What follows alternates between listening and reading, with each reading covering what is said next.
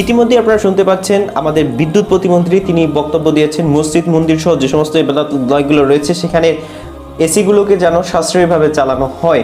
বাংলাদেশে কোনো দুর্ভোগ দেখা দিলেই ইবাদতলয়ের উপর চোখ পড়ে, বিশেষ করে মসজিদ মন্দির সহ বিভিন্ন জায়গায় যেগুলো মানুষ ধর্মীয় যে সমস্ত অনুসরণগুলো রয়েছে সেগুলো পালন করে সেদিকে নজর।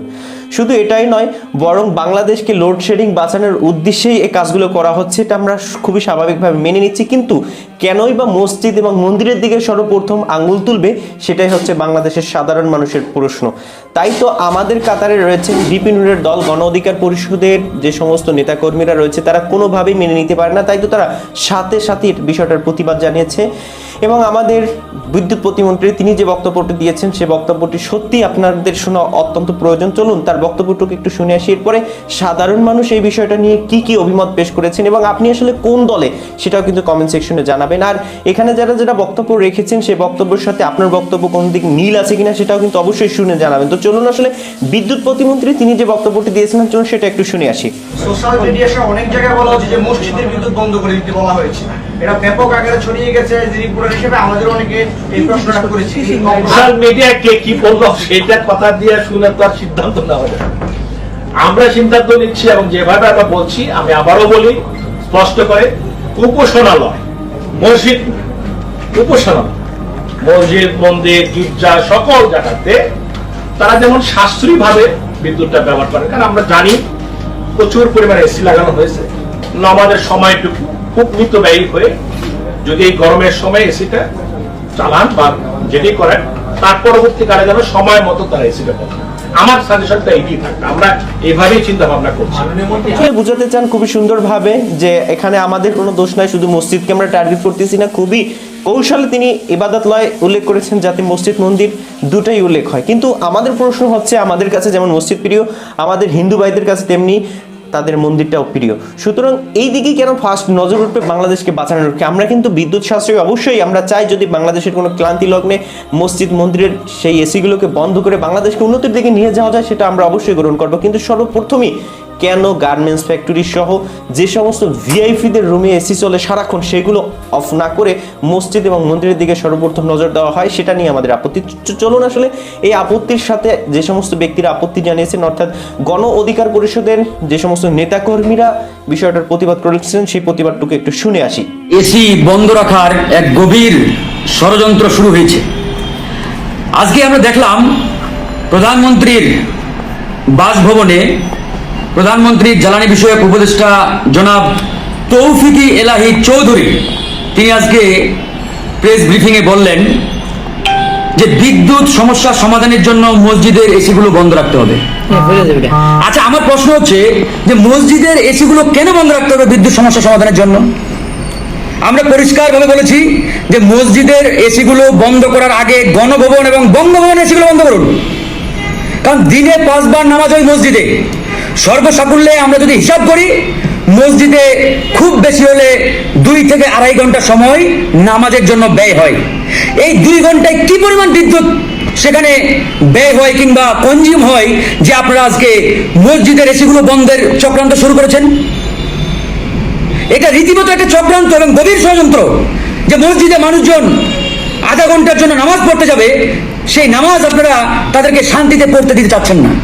অথচ গণভবনে 24 ঘন্টা বিদ্যুতের মাধ্যমে এসি চলে, এটা সেটা সুযোগ সুবিধা গণভবনে চলে, সচিবালয়ে চলে। বাংলাদেশের বড় বড় আমলা যারা রয়েছে, মন্ত্রী মিনিস্টার, তাদের বাসভবনগুলোতে প্রতিনিয়ত 24 ঘন্টা এসিগুলো চলে। অথচ সেগুলো বন্ধের কোনো নির্দেশনা কিংবা সে ধরনের কোনো কথা আপনাদের মুখ দিয়ে বের হয় না। আপনাদের শুধু সবসময় চিন্তা কিভাবে আপনারা মসজিদ মাদ্রাসা নিয়ে চক্রান্ত করতে পারেন, কিভাবে আপনারা মসজিদ মাদ্রাসায় মানে লাগাম টেনে ধরতে পারেন, এই নিয়ে আপনারা 24 ঘন্টা ব্যস্ত রয়েছেন। আজকে আমরা হতবাক হয়ে গেছি যে প্রধানমন্ত্রীর জ্বালানি উপদেষ্টা, যার কাজ জ্বালানি সমস্যা সমাধান করা, আজকে তিনি প্রধানমন্ত্রীর সভাপতিত্বে গণভবনে মিটিং করলেন। মিটিং করে সিদ্ধান্ত জানালেন যে বিদ্যুৎ, প্রধানমন্ত্রীর কার্যালয়ে বিদ্যুৎ সমস্যা সমাধানের জন্য আমরা একগুচ্ছ পরিকল্পনা নিয়েছি। ভালো কথা। কি পরিকল্পনা নিয়েছেন? পরিকল্পনা নিয়েছে তারা যে মসজিদের এসিগুলো বন্ধ রাখতে হবে। মসজিদের এসি বন্ধ রাখলেই নাকি বিদ্যুৎ সমস্যা অনেকটাই সমাধান হয়ে যাবে। এখন কথা হচ্ছে মসজিদের এসিগুলো দৈনিক কত ঘন্টা ব্যবহার করা হয়, কত ঘন্টা চলে? আপনি বলেন মসজিদের এসিগুলো কত ঘন্টা চলে? দিনে 5 বার নামাজ হয়, প্রত্যেকবারে যদি আমরা আধা ঘন্টা করে ধরি, সব মিলিয়ে 2.5 থেকে 3 ঘন্টা সময় ব্যয় হয়। 24 ঘন্টার মধ্যে 3 ঘন্টা মসজিদের এসিগুলো চলে। এই 3 ঘন্টায় আপনাদের সারা বাংলাদেশের বিদ্যুৎ খেয়ে ফেলে তারা। আর আপনার বঙ্গভবন গণভবনে 24 ঘন্টা সেখানে উচ্চমানের এসিগুলো চলে, সেখানে বিদ্যুৎ খরচ হয় না, সেখানে বিদ্যুৎ কনজিউম হয় না। সবার আগে গণভবনের বিদ্যুৎ বন্ধ করা দরকার, এই এসিগুলো বন্ধ করা দরকার। সেখানে কেন এত এসি চলবে? যদি কোনো মিটিং হয়, রাষ্ট্রীয় গুরুত্বপূর্ণ কোনো মিটিং থাকে, তখন আপনারা এসি চালু করে মিটিং করেন। বঙ্গভবনের এসিগুলো বন্ধ করেন, সচিবালয়ের এসিগুলো বন্ধ করেন। এইসব জায়গায় এসি রাখার কোনো প্রয়োজন নেই। যখন গুরুত্বপূর্ণ মিটিং থাকবে, রাষ্ট্রীয় কোনো কাজ থাকবে, তখন আপনারা সেই এসিগুলো চালু করে রাষ্ট্রীয় কাজগুলো সমাধান করেন, রাষ্ট্রীয় কাজগুলো সমাধান করেন।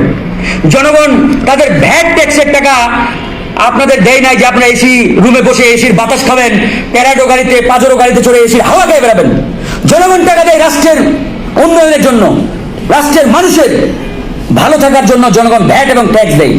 অথচ রাষ্ট্রের জনগণের ভ্যাট ট্যাক্সের টাকা দিয়ে আপনারা আজকে আমোদ ফুর্তিতে ব্যস্ত রয়েছেন, বিলাসিতায় ব্যস্ত রয়েছেন।